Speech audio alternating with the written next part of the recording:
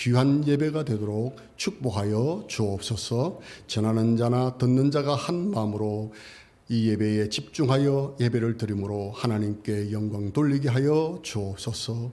예수님의 이름으로 기도하옵나이다. 아멘.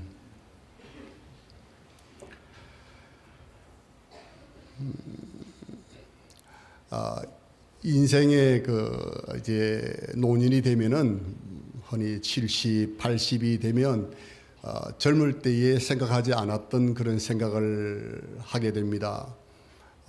내가 자녀들에게 유언은 어떻게 할 것인가, 그리고 어떤 것을 정리해야 할 것인가, 혹은 재산이 있는 분들은 재산 정리를 어떻게 할 것인가, 말 잘 듣는 자식은 많이 주고 말 안 들으면 안 준다, 이런 생각도 하시기도 하고, 또 이제는 마지막으로 장지는 어떻게 할 것인가, 화장을 할 것인가, 매장을 할 것인가, 이것이 나이가 들면 할 수밖에 없는 현실입니다. 젊을 때는 그런 것 생각하지를 않습니다. 인생은 하나님의 말씀대로 이렇게 결정되어져 있습니다. 이것이 인생입니다. 시작이 있고 또 마침이 이 땅에 있습니다. 어느 누구도 부인할 수가 없습니다. 그러나 제가 말씀드리고자 하는 것은 교회는 그렇지 않다는 것입니다. 하나님 말씀에 보면 예수님께서 내가 이 반석 위에 내 교회를 세우리니 지옥의 문의 권세가 이기지 못한다, 그렇게 말씀을 하고 있습니다. 우리 주님이 더디 오시면 주님 오실 때까지 교회는 살아서 영원히 그리스도의 복음을 전하는 귀한 하나님의 복음의 문으로서 귀하게 사용될 것을 저는 믿습니다. 그래서 이것이 우리가 이 땅에 있는 것과 교회의 차이다라는 것을 제가 좀 말씀을 드리면서, 우리 교회는 올해로 제가 알기로는 70주년을 맞이하고 있습니다. 이 70주년을 맞이하면서 저희들은 선교주일을 이제 드리게 되는데, 여러분 70년이라고 하는 것은 그냥 되어진 것이 아니고, 이 70년이라고 하는 이 세월에는 엄청난 그 무게와 중후함과 안정감, 이런 것을 우리는 이야기할 수 있습니다. 하나님께서 행당동 성서 침례교회 70주년을 저희들이 맞이하면서 주시는 것은 실로 대단한 것입니다. 어떤 교회들이 넘볼 수 없고 어떤 교회가 가지고 있지 아니하는 독특함과 그리고 그 중함이 무게가 있다라고 하는 이야기입니다. 저는 그래서 이 70년의 이 행당동 성서 침례교회 역사를 돌아와 보면서 과거와 그리고 현재 그리고 미래에 대해서 생각을 해보면서 우리가 앞으로 가야 할, 특별히 선교주일에 행당동 성서 침례교회가 나아가야 할 길이 어떤 것이 있는지 좀 나누고자 합니다. 첫 번째로는 여러분 그 주보에 나와 있듯이 제가 이 고목나무와 대나무 이야기를 간단하게 좀 나누고자 합니다. 어떤 역사학자는 말하기를 이 모든 인생이라든지 사업이라든지 모든 일에는 원리가 있는데 그것은 영어로 4M 혹은 5M으로 이루어져 있다라고 이렇게 말했습니다. 제일 먼저는 man으로부터 시작하고 그 다음에는 그것이 무브먼트로 이어지고 그것이 나중에는 매너리즘 혹은 머신으로 돌아가고 그것이 결국은 이제 마니먼트, 비석화가 된다, 이렇게 이야기를 했습니다. 우리가 이 일생을 보더라도 동일하고 교회의 역사를 이렇게 좀 살펴보면 그런 흔적들이 많이 나타나 있습니다.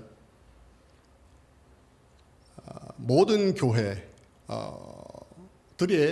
그 시작에는 위대한 하나님의 사람들의 희생이 있었음을 보게 됩니다. 교회의 부흥은 물론 하나님께서 인도하셨지만은 지도자에 의해서 교회가 시작이 되고, 그리고 그 지도자의 헌신으로 인해서 영적 부흥이 일어나게 되는 것입니다. 그로 인해서 수많은 영혼들이 주님께 들어오고 교회는 폭발적인 성장을 하게 됩니다. 이것이 대한민국의 선교 역사를 보더라도 마찬가지입니다. 대한민국의 선교의 역사에 있어서 폭발적인 성장은 1900년 초와 70년대까지라고 저는 생각을 하고 있습니다. 그리고 그것이 이제 80년도까지 오면서 영적인 부흥이 있었습니다. 지금은 제가 볼 때는 이제 이것이 많은 부분에서 매너리즘에 빠져 있고, 또한 이것이 이제는 특별한 감동이나 특별한 어떤 동기가 없이도 이미 체계가 이루어져 있기 때문에 잘 돌아가는 그런 기계와 같은 그런 현상을 교회에서 우리는 볼 수가 있습니다. 그러면 앞으로 이 빠르게 변하는 이 사회 속에서 앞으로의 교회는 어떻게 될 것인가? 역사를 통해서 보면 한 가지 생각할 수 있는 것은 그것이 결국은 비스화될 수 있는 가능성이 얼마든지 있다라고 하는 사실입니다. 19세기의 영국의 위대한 침례교 목사님이 계셨습니다. 이분의 목사님 성함이 스펄전 목사님이십니다. 사실 근대 침례교의 역사에 있어서 이 스펄전 목사님께서 끼치신 이 영향은 실로 지대합니다. 특별히 근본주의 침례교회의 이 역사의 산물, 유산도 이분으로부터 왔다고 해도 과언이 아닐 정도로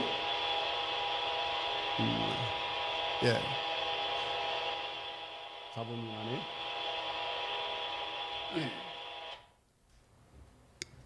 됐어.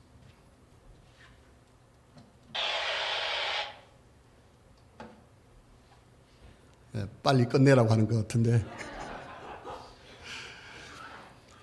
이 스펄전 목사님의 이 설교를 당대에 참 들은 사람만 해도 수백만 명이 이를 정도로 대단했습니다.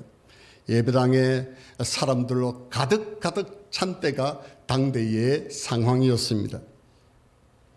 그러나 그분이 세상을 떠나고 그 이후로 어떤 현상이 벌어졌느냐, 지금은 그 교회의 성도들이 거의 남아있지 않는 상황입니다. 그래서 지금은 영국을 여행하면 그 교회를 하나의 과거의 그 영화가 가득했던, 영광이 가득했던 교회로 기억하기 위해서 그 교회를 방문하는 그런 관광 코스가 되어 버렸습니다. 그리고 영국에 가면 아주 휘황찬란한 그런 고색 창연한 그런 건물들이 많이 있습니다만은, 그런 건물들을 이제는 이슬람에서 구입을 해서 사용을 하거나, 혹은 너무 아름답기 때문에 찻집이라든지 아니면 이런 카페를 이제 개조해서 이렇게 사업을 하는 그런 지역들도 많이 생겨나고 있습니다. 여러분, 제가 왜 고목나무와 이 대나무에 대한 이야기를 하느냐면 아주 심플합니다. 고목나무는 수명이 있습니다. 그 고목나무가 주는 유익은 어떤 것입니까? 아주 큰 넓은 그늘을 제공하는 것이, 그것이 특징이라고 할 수가 있습니다. 그러나 고목나무는 반드시 썩게 되고, 그리고 수명이 되면 이제 그 나무는 넘어갈 수밖에 없는 것이죠. 그러나 제가 말씀드리고 싶은 것은 그와 좀 반대되는 대나무에 대한 이야기를 드리고 싶습니다. 여러분께서 대나무를 심어 보신 분들께서는 아시겠지만, 대나무를 심게 되면 그 대나무가 하나로 존재하지 않습니다. 우리는 눈에는 보이지 않지만 땅 아래에 이것이 점차적으로 번져나가는 것을 보게 되고, 이곳 저곳에 이제 순들이 생겨서 나중에는 급기야 그 지역 전체가 대나무 숲으로 변하는 것을 우리는 보게 됩니다. 그래서 특별히 비가 좀 오거나 좀 축축하면 대나무 순들이 막 올라오잖아요. 그래서 우리는 우후죽순이라고 그렇게 말을 하지 않습니까? 이런 것은 이 대나무는 참 울타리를 하는데 너무 좋습니다. 여기 성경에 보니까 우리 예수 그리스도가 하늘의 미랄이 되셔서 이 땅에 떨어지시고 그리고 삭을 내시고 많은 열매를 맺게 했다고 말씀하고 있습니다. 그리고 골로새서에 보니까 2장 7절에 보면은 그분 안에서 우리가 뿌리를 내리고 성장해야 된다 이렇게 말씀을 하고 있습니다. 여러분, 지금부터 70년 전에 하나님께서 하나님의 사람 표수다 선교사님을 이 땅에 보내셔서 하늘의 미랄을 이 땅에 심으셨습니다. 그 하늘의 미랄이 행당동 성서 침례가 교회가 된 것이고 그 교회를 통해서 지금 국내에 수많은 교회들이 세워지고 오늘 시간에도 주일날 동일하게 그리스도의 복음이 전거되고 있는 것입니다. 뿐만 아니라 또 하나의 씨앗이 행당동에서 뿌려진 그 하나의 씨앗이 미얀마까지 가서 그곳에 여러 교회가 이제 개척되어지고 세워지고 그곳에서 뿌리가 계속해서 번져나가고 있다는 것을 볼 때에 행당동 성서 침례교회는 단순한 하나의 보기 좋은 어떤 그런 고목나무가 아니라 수많은 영혼들에게 생명을 전달해 주는 이러한 대나무와 같은 이러한 역할을 하고 있다는 것을 제가 지금 말씀드리고 싶은 것입니다. 지금 미얀마에는 이제 저희들이 이전에도 설명을 좀 드렸지만 개관을 말씀을 드리면은요, 현재는 4개 지역의 교회에서 오늘 주일날 예배를 드리고 있습니다. 그리고 여러분께서 기도해 주시고 여러분께서 물질로 후원해 주시고 여기에 교회도 헌신해 주시고 그리고 여기에 우리 성도님들이 개인적으로 또 지목 헌금도 해 주시고 우리 집사님들께서 참 지목으로 헌금을 해 주시고 이렇게 해서 약 5,000평의 땅이 현재 미얀마의 4개 지역에 있습니다. 그래서 그들이 이제 예배 드리는데 사역을 하는데 조금 더 어려움이 없는 그런 환경 가운데 저희들이 사역을 하고 있습니다. 이 4개 지역 가운데서 2개 지역은 이제 콘크리트 건물이 이제 다 지어졌습니다. 그래서 사람만 가득 채우면 이제는 사역이 정상적으로 더 잘 돌아갈 수 있도록 그렇게 되었고요. 그러나 2 지역은 이제 땅은 있지만은 이제 지금 현재 이제 그 양철 건물로서 현재 예배를 드리고 있는 그런 상황입니다. 우리 현재 4명의 목회자님들이 지금 각 지역에서 지금 사역을 열심히 하고 있습니다. 특별히 이제 이 십빈에 있는 우리 성서 침례교회는 작년에 저희들이 이제 건축을 했는데 우리 목회자의 연세가 65세입니다. 저보다 1살 어려요. 근데 65세면 한국에서는 아직 활동을 할 수 있는 그런 나이지만은 미얀마에서는 65세라고 하면 이제 그 아주 뒷방 할아버지입니다. 모든 것을 이제 정리하고 있어야 되는 그런 나이죠. 그런 나이임에도 불구하고 지금 얼마나 참 활발하게 열심히 목회를 하는지 항상 도전을 제가 받습니다. 뭐 목회를 잘한다 그런 의미보다는 하나님 말씀을 전할 때 제가 많은 감동을 받습니다. 얼마나 말씀을 잘 설교 노트를 준비해서 하나님의 말씀을 선포하는지 참 은혜가 되고요. 성경을 가르칠 때 보면은 그냥 가르치지 않고 그 노트에 성경 공부 강의안을 잘 준비해서 철저하게 이렇게 가르치시는 볼 때에 제가 큰 감명과 도전을 받습니다. 그런데 또 가르치는 것도 중요하지만은 어떻게 가르치는지, 또 무엇을 가르치는지, 이것이 또 중요하잖아요.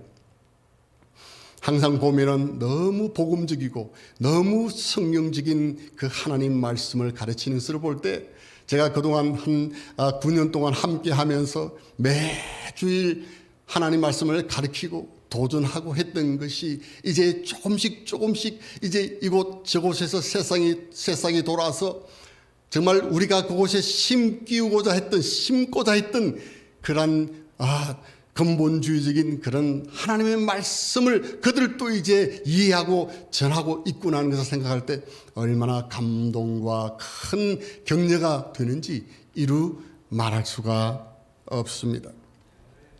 제가 처음에 그를 만났을 때는 정말 이 근본주의 신앙에 대한 이해들이 없는 그런 경우였습니다. 그러나 이런 시간들을 통해서 함께 말씀을 공부하고 가르치고 도전하고 훈련하고, 이제는 제가 하면 정도 할 수 있을 정도로 모든 것들이 이해가 되는 것을 보면서 참 하나님께 감사를 드립니다.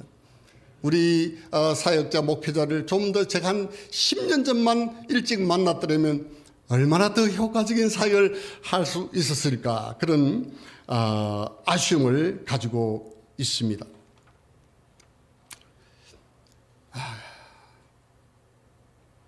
제가 말씀드리고자 하는 것은 그것입니다. 이것이 바로 우리가 하고 있는 대나무와 같은 그런 사역의 모습이다. 미국에서 복음이 한국에 들어왔고, 한국에 이 복음이 미얀마로 전파되고, 그리고 이 미얀마의 목회자들에게 전거되고, 그리고 미얀마의 목회자들이 미얀마의 영혼들에게 하나님의 말씀을 참 전할 때, 이것이 대나무와 같은 그러한 뿌리가 계속해서 연결되어지는 이런 것이 아닌가 생각을 해봅니다. 그래서 사랑하시는 여러분, 우리가 하는 일은 참으로 귀한 것입니다. 여러분들께서 후원해 주시고, 여러분께서는 의식을 하셨든지 하지 않으셨든지 간에 여러분들의 희생으로 말미암아, 헌신으로 말미암아서 미얀마에 한 명이라도 더 이 귀한 복음을 들을 수 있고, 그들이 구원받을 수 있고, 그리고 교회에 참 더하여져서 그곳에 계속해서 복음이 전거된다는 것을 생각할 때에 여러분들의 헌신과 여러분의 기도가 결코 헛되지 않다라고 하는 것을 이 시간 말씀드리고 싶은 것입니다. 그래서 우리는 선교를 해야 할 당위성을 갖게 되는 것입니다. 두 번째로 위기에 대해서, 그리고 기회에 대해서 좀 말씀을 드리고 싶습니다. 여러분께서 아시다시피 2021년 2월 1일에 미얀마 군부 쿠데타가 생긴 이후로 변한 것은 아무것도 없고, 미얀마의 국민들은 정말 압제와 그리고 모든 제약으로부터 어려움 가운데 살아가고 있습니다. 내일에 대한 희망이 없습니다. 경제는 뭐 더 나빠지고 있고, 공장을 운영하시는 분들은 이 전기를 공급받지를 못합니다. 이제 일반 가정은 하루에 4시간에서 한 12시간 정도 이렇게 전기를 공급받지만은 공장은 더 운영이 심화되고 있습니다. 뭐 한 2달 전에는 기름이 파동이 나서 저도 3일 동안 운전을 하지를 못했어요. 이곳저곳으로 기름을 구하러 다녔지만 차가 뭐 보통 500m, 1km 정도 줄을 서니까 거기서 뭐 서너 시간 기다려가지고는 되지도 않고, 또 서너 시간 기다린 후에는 또 기름이 끝났다 그러면 집으로 가야 되고, 그래서 아예 그냥 운전을 하지 않고요, 차를 세우던 적도 있었습니다. 지금은 이 쿠데타군과 그리고 반군과의 이 소수민족 반군과의 전투가 정말 기약 없이 계속되고 있습니다. 특별히 대도시는 이제 군부들이 이렇게 이제 다 통제를 하고 있고요. 그리고 반군들은 소도시라든지 산간 지역을 다 차지하고 있습니다. 그래서 이렇게 여행을 하는 것이 용이하지 않습니다. 밖으로 나가기 위해서 시외버스를 타면 검문 검색이 아주 짐을 다 체크를 하고요. 체크포인트가 또 17, 8군데가 있기 때문에 정말 쉽지 않은 그런 가운데 있습니다. 그럼에도 불구하고 하나님께서 또 저희들을 안전을 지켜주셔서 하나님께 감사를 드립니다. 지금 구테타군들은 군인들을 많이 잃고 있어요. 그래서 군인들이 아무래도 제한되어 있다 보니까 지금은 이제 그동안에는 미얀마는 재작년까지만 해도 모병제였거든요. 근데 지금은 이제 징병제로, 의무 징병제로 바뀌었습니다. 그래서 이것으로 인해서 많은 젊은이들이 현재 해외로 탈출 러시를 이루고 있고, 뭐 저희 신학교에서도 3명이 이미 다른 나라로 갔고요.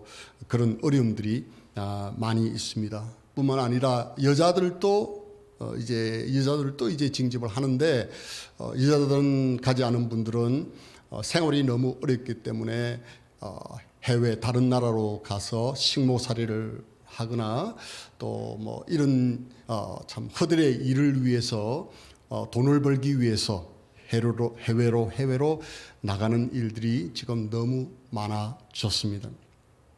제가 목회하는 양공교회의 한 교회에서 가장 신실한, 정말 아주 교회 일에 최선을 다하고 사랑하는 귀한 자매님이 계셨는데, 그 자매님도 두 주 전에 이제 싱가포르로 일을 하러 떠났습니다. 그 자매님에게는 두 아들과 딸이 있는데 9살과 6살 되는 아이들인데요. 그 아이들이 자폐 증세가 있는 아이들이에요.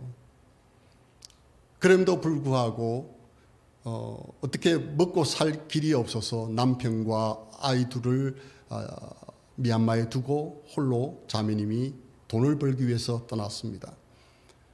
그런데 그 아이들이 엄마가 없다는 것을 알고 아이들이 식음을 전폐하는 거예요. 그래서 뭐 일주 만에 아이들이 살이 쑥쑥 빠지니까 그것을 이제 화상 통화를 하는데 그 엄마의 마음이 얼마나 아프겠어요. 그러나 그렇게 하지 않으면 도저히 살 수 없는 그런 환경을 지금 많은 국민들이 경험을 하고 있습니다. 이것이 미얀마의 현재의 서민들의 살아가는 모습입니다. 내일이 없습니다. 앞으로 어떤 일이 일어날는지, 어떤 희망적인 것이 있을는지 알지 못하고 그저 죽지 못해서 살아가는 많은 저소득층의 사람들이 미얀마에 있습니다. 물론 여유가 있는 분들이야 쇼핑센터에 와서 물건을 사고 식사를 하고 아무 일이 없는 것처럼 살아가고 있지만, 상대적으로 수많은 사람들이 지금 참 하루하루 먹는 것을 걱정하면서 살아가는 그런 사람들이 많다는 이야기입니다. 오늘 본문에 보니까 이러한 극과 유산 위기에서 하나님의 영광을 보았던 사람 이사야 대언자가 나타나고 있습니다. 이스라엘 백성들이, 유다 백성들이 정말 절망하고 혼돈 가운데 있을 때에, 아무런 희망을 보지 못하고 있을 때에 하나님의 영광을 봤던 사람 이사야 대언자였습니다. 그 당시에 이스라엘 상황은 한치 앞이 보이지 않는 그러한 시대였습니다. 당대 이스라엘을 굳건하게 이끌어 나가던 왕이 있었는데 그 왕의 이름이 누구입니까? 우시야 왕입니다. 이 우시야 왕이 문둥병으로 세상을 떠나게 됩니다. 당시에 우시야 왕의 정치력과 리더십은 대단했습니다. 실로 강력했습니다. 그런데 그런 그가 문둥병으로 갑자기 세상을 떠나게 됨으로써 백성들은 이제 혼돈에 빠지게 된 것입니다. 여러분, 한 사람의 리더가 이만큼 중요한 것입니다. 저는 이 나라의 특별히 대한민국의 미래를 위해서 기도하고 있습니다. 여러분, 한 사람의 리더에 의해서 나라의 흥망성쇠가 결정된다고 하는 것을 생각하면 우리는 정말 대한민국을 위해서 기도하지 아니할 수가 없습니다. 대한민국이 뒤로 갈 것인가? 아니면 앞을 향해서 나아갈 것인가? 대한민국이 뒤로 물러갈 것인가? 아니면 선진 대국을 향해서 그리스도의 복음을 자유롭게 전할 수 있는 대한민국이 될 것인가? 우리 모든 백성이 정말 중요하지만 리더가 중요하다고 하는 것입니다.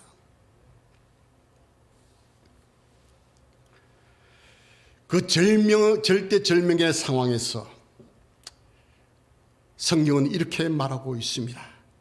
내가 눈을 들어본 적 하나님의 보좌에 앉으셨더라. 내가 눈을 들어본 적 하나님께서 하나님의 보좌에 앉으셨더라. 그는 과거의 이스라엘의 영화와 현재 이스라엘의 위기만 본 것이 아닙니다. 그는 하나님의 영광을 통해서 나타난 이스라엘의 미래를 본 것입니다. 하나님의 영광을 바라본 사람만이 이스라엘의 미래를 바라볼 수가 있는 것입니다. 여러분, 하나님의 영광을 보는 것이 여러분 바로 이것이 핵심입니다. 하나님의 영광을 본다는 것, 하나님의 뜻을 발견한다는 것. 사도 요한을 우리는 너무나 압니다. 그는 밤모섬이라고 하는 섬에 갇혀 있었지만, 그는 갇혀 있는 유배된 몸이었지만 그는 하나님의 영광을 보았기 때문에 요한계시록이라고 하는 세상이 되어질 일을 그는 예언할 수가 있었던 것입니다. 여러분, 성경에 보면 엘리사에 대한 이야기가 나오죠. 엘리사가 수리아 군대의 그 공격으로 인해서 도단에서 포위되는 그런 상황이 벌어진 이야기가 나오지 않습니까? 시리아 왕이 이 엘리사를 잡기 위해서 수많은 군대와 그리고 병거를 투입을 합니다. 그것을 본 엘리사의 종이 엘리사에게 말합니다. 지금 수많은 군대와 병사가 우리를 잡기 위해서 오고 있습니다. 그때 엘리사가 그 종에게 말합니다.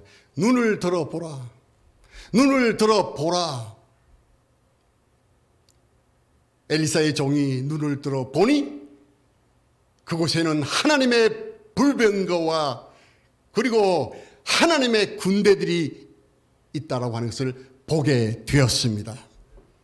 여러분, 우리는 우리의 삶 가운데 선교지에서 많은 위기를 봅니다. 우리가 이 땅을 보면 위기가 그냥 위기로 볼 수밖에 없지만은 우리의 믿음의 사람들은 언제든지 위를 바라보는 하나님의 인도하심이 있는 것을 저는 믿습니다. 시편 121편 1절에 이하에서 말하기를 내가 눈을 향해 산을 향해서 눈을 들리라. 나의 도움이 어디서 올 것인가? 천지를 지으신 하나님으로부터 온다라고 말씀하고 있습니다. 해답은 우리에게 있는 것 아닙니다. 이 세상의 정치에 있는 것도 아닙니다. 우리는 오직 하나님으로부터 예수 그리스도로부터 해답이 있음을 믿습니다. 그러므로 복음만이 사람을 변화시킬 수 있고 이 세상에 영향을 끼칠 수 있다고 하는 것을 우리는 믿어야만 하는 것입니다. 이것이 우리의 희망인 것입니다. 미얀마에 지금 많은 회사들이 있는데요. 코로나와 그리고 쿠데타를 겪으면서 많은 외국 기업들이 철수를 했습니다. 이 외국 기업들은 상당히 이론적이고 논리적입니다. 그래서 계산을 해서 어려우면 철수합니다. 그래서 많은 대기업들도 철수를 했고요. 그리고 개인 기업들도 많이 철수를 했습니다. 그런데 한국 기업들은 그렇게 뭐 철수를 하긴 했지만 그냥 견딘 그런 기업들이 많아 있습니다. 특별히 미얀마의 그 사업 중에서 이 봉제 사업이 아주 활발합니다. 왜냐하면 봉제 사업은 이 노동 집약적인 사업이기 때문에 500명, 1000명, 2000명, 3000명의 직원들을 거느리고 있는 그런 그 한국 회사들이 많이 있습니다. 수백 개가 있습니다. 어려움이 있을 때 떠나지 않았습니다. 쿠데타가 일어나서 그 미얀마가 요동치고 있을 때 그들을 떠나지 않았습니다. 그 악조건 가운데서 이를 악물고 공장을 지키고 회사를 지키고 그렇게 했습니다. 여러분, 지금은 어떤 줄 아십니까? 미얀마는 어려운 것 같은데 공장에 전기도 공급을 해주지 않는데요, 공장이 잘 돌아갑니다. 그것은 결국은 대한민국 국민들의 그 근면성과 그 정말 끈기가 그런 부분에서 나타나는 겁니다. 대한민국 분들이 참 대단하신 분들이다. 위대하다.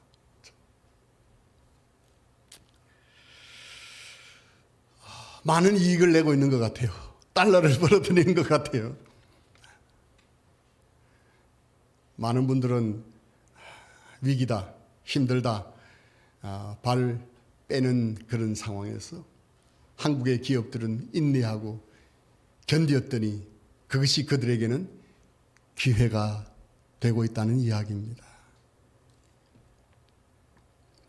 우리 빈민 지역에 제가 사역하는 지역은 뭐 한 3군데는 다 어려운 사람들이 사는 그런 지역입니다. 지금도 저희들은 구제 사역을 계속하고 있습니다. 쌀이 아니고 라이스 몇 킬로만 있으면요 일주일 동안 먹고 사니까 정말 그들에게 얼마나 그 먹는다고 하는 것이 정말 절실한지, 뭐 체면도 없습니다. 뭘 준다고 그러면 그렇게 그냥 사람들이 몰려듭니다. 그들은 쌀 몇 킬로를 얻기 위해서 예배당을 찾아옵니다. 그들은 처음에는 육신의 피로가 너무 긴급해서 도움을 얻을 목적으로 예배당을 찾아옵니다.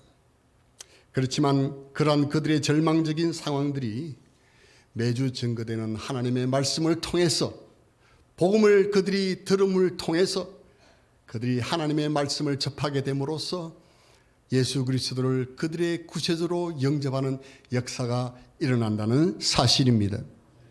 그것을 본다면 그것은 결국은 위기가 하나님께서 기회로 만들어주신 것 아니겠습니까? 그래서 저희들은 그것을 절대로 위기로 보지 않습니다. 그들의 어려운 상황이 복음을 듣게 하고 복음에 순종하게 하는 위대한 기회라고 저희들은 믿고 있습니다. 역대하 7장 14절에도 말씀하시기를 우리가 겸비하고 하나님 앞에 무릎을 꿇으면 하나님께서는 반드시 그 백성을 고쳐주신다고 약속을 하셨습니다. 결국 이 세상의 희망과 소망은 정치와 경제에 있는 것이 아니라 복음에 있으며 예수 그리스도에게 있는데 이것이 그들이 붙들어야 할 기회라고 저는 믿습니다. 우리 신학생들 중에 몇 명의 학생들은 좀 나이가 어린데요. 이 학생들은 고등학교를 다니다가 쿠데타를 반대한다는 이유로 학교를 중단했습니다. 처음에 쿠데타가 일어났을 때는 약 70-80% 이상의 학생들이 학교를 가지 않았습니다. 그리고 점차적으로 이제 학교에 복귀하는 학생들이 있었지만 여전히 학교를 다니지 않는 아이들이 있는데 그 중에 저희 신학생들 중에서 몇 명이 학교를 지금도 다니지 않고 이제 신학교를 다니고 있습니다. 학교를 다니지 않으니까 이제는 교육의 중단을 이제 교육하고 이런 이제 중단이 되잖아요. 교육의 혜택을 받지를 못하게 된 겁니다. 이런 아이들이 신학교에 와서 하나님 말씀을 공부하는데요.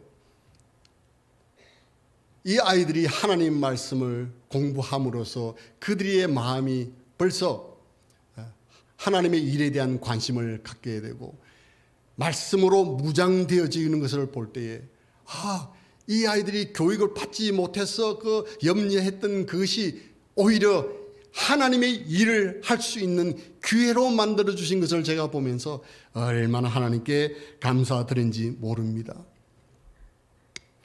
저희 미얀마 성서 침례 신학교는 여러 신학교가 있다고 말하지만 항상 저희들은 숫자에 관계없이 저희들이 가지고 있는 이 근본주의 침례교 신앙을 가르치고 또 그러한 것 중심으로 사역이 되어지기를 원하는 그런 목적으로 훈련을 시키고 또 사역을 하고 있습니다. 저희들은 매 텀마다 개인 구령, 개인 전도, 큐티 이것이 제자 훈련 이런 것이 아주 그 중심이 되어서 가르치고 있습니다. 여러분 한국에서는 상상할 수 없을 정도로 많은 성경 구절을 암송하고 있습니다. 뿐만 아니라 이 아이들 중에서 하나님 말씀을 어린 나이에 하나님 말씀을 개인 구령을 정말 탁월하게 하는 그런 우리 학생들도 있습니다. 조금도 두려움이 없이 탁월하게 어른들에게 이 젊은 아이들이 어른 5, 60대 되는 분들에게 앉혀놓고 하나님의 말씀을 가지고 성경을 가지고 상담할 수 있는 이런 하나님의 젊은 일꾼들이 준비되고 있다는 것을 생각할 때 얼마나 감사한지 모르겠습니다. 여러분 이것이 위기입니까? 저는 그것을 위기라고 생각하지 않습니다. 하나님이 우리에게 기회를 주시고 계시고 있습니다. 우리는 이 학생들에게 100% 전액 장학금을 지불하고 있습니다. 그들은 차비도 없어요. 먹을 것도 없어요. 그래서 매달 장학금을 저희들이 지불하고 있고 그들이 필요한 모든 교육에 필요한 것까지 다 저희들이 제공을 하고 있습니다. 이전에도 제가 말씀드렸지만 미얀마에는 음악 교육이 학교에 없다고 그랬죠. 그래서 이 아이들을 위해서 기타 교육도 시키고요. 또 강사를 초빙해서 바이올린 강습도 시키고요. 강사를 초청해서 키보드 강의도 시키고요.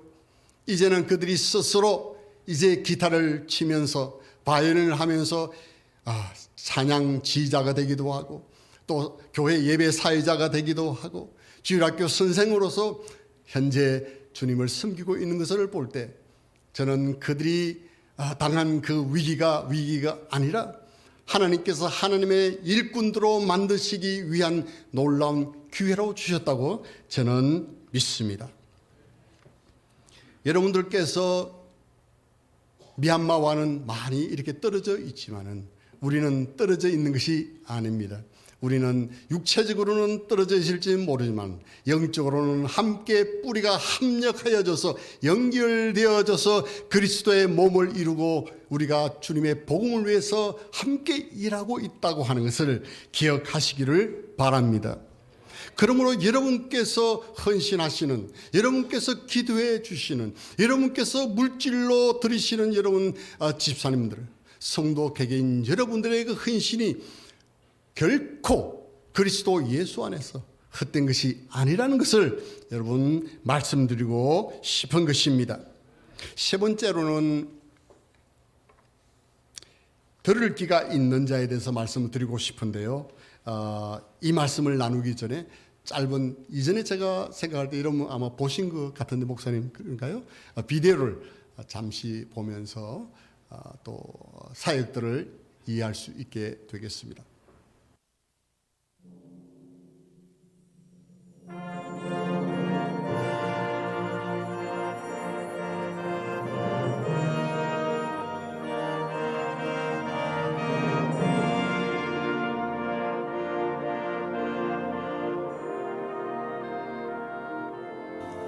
안녕하세요. 미얀마에서 선교하고 있는 김연규 송경희 선교사입니다. 지난 한 해 동안 이곳 사역을 위해서 기도해 주시고 후원해 주신 사랑에 진심으로 감사를 드립니다. 현재 미얀마의 정치적인 상황은 나아진 것은 없고 더욱 어려운 가운데 있지만은 하나님의 은혜 가운데 귀한 사역들을 감당할 수 있게 됨을 하나님께 감사를 드립니다.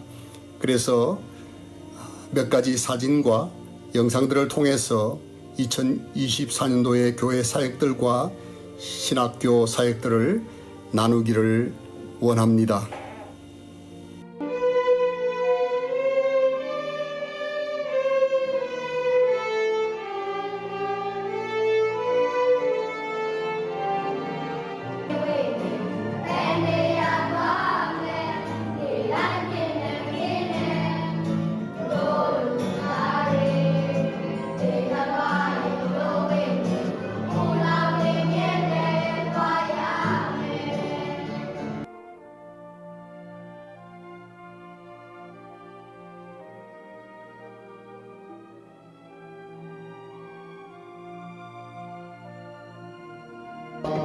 끝인 아벨과 예수 그리스도가 서로의 앞인 시종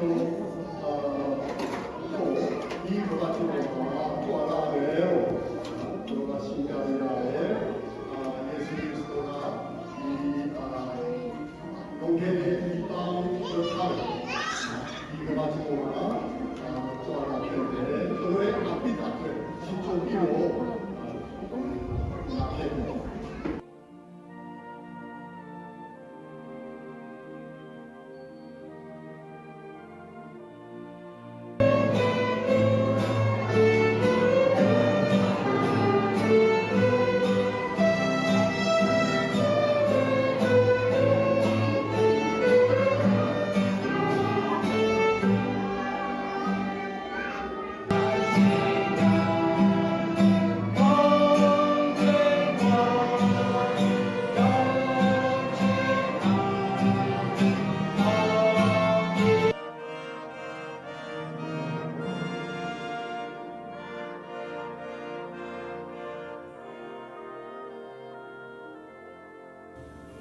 지금 미얀마의 경제 상황은 갈수록 어려워지고 있습니다.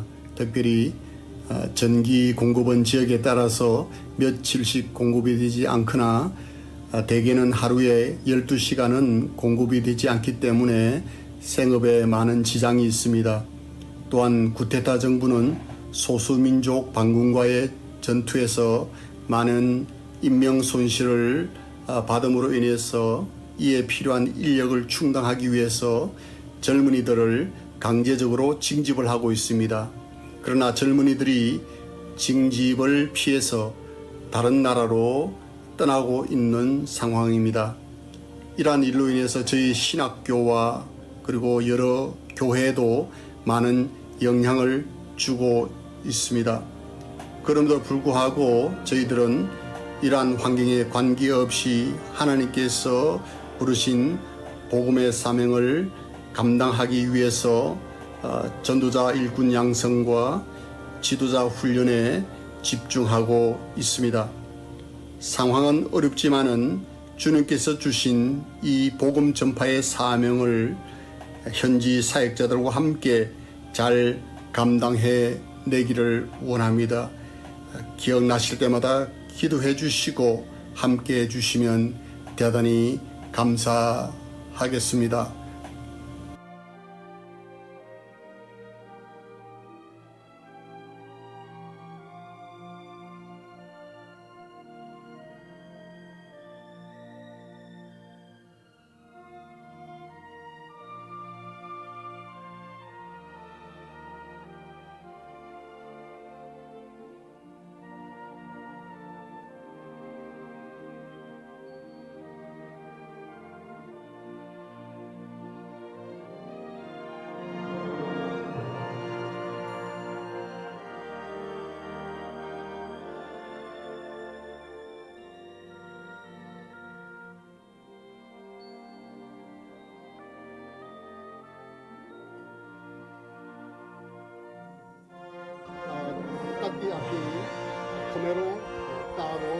수도 있는 남한나라의 위치입니다.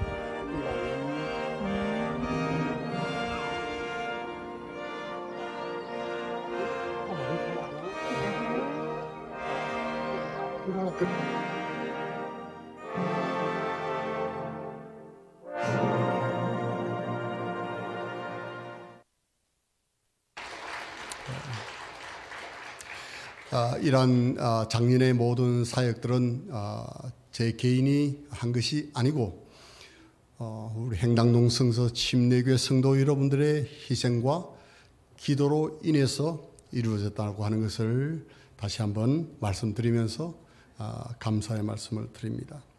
세 번째로 제가 들을 귀가 있는 자라고 하는 대지로 말씀을 드리고 싶습니다. 이사야 6장 8절에 보니까 내가 또 주의 목소리를 들으니 이르시되 내가 누구를 보내며 누가 우리를 위하여 갈고 하시기에 이렇게 말씀하고 있습니다. 모든 하나님의 사람들은 하나님의 쓰임을 받는 주의 종들은 하나님의 음성을 들었습니다.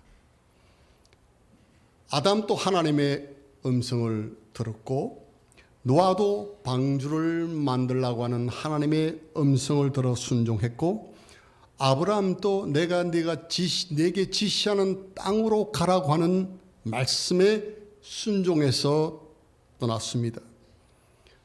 모세도 마찬가지입니다. 내가 선 땅은 거룩하니 신발을 벗으라고 하는 그 하나님의 말씀을 들었습니다. 여호수아도 그의 사역 초반에 내가 너와 함께 하겠다. 담대히 하며 놀라지 말며 두려워하지 말라고 하시는 그 말씀을 듣고 그는 백성들을 인도했습니다. 심지어 어린 사무엘도 하나님의 음성을 들으며 내가 여기 있나이다 라고 말씀했습니다.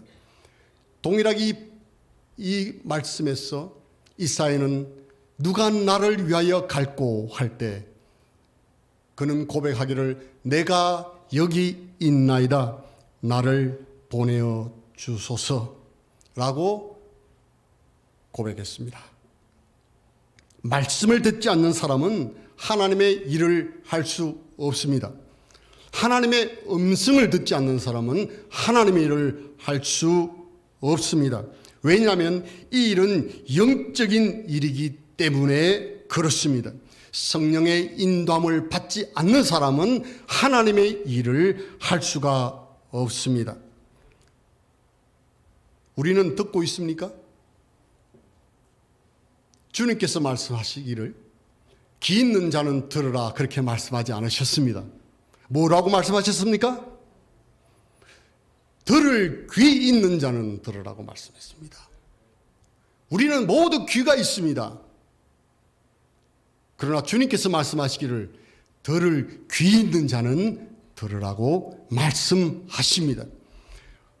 우리에게는 육신의 귀가 있고 영적인 귀가 있습니다.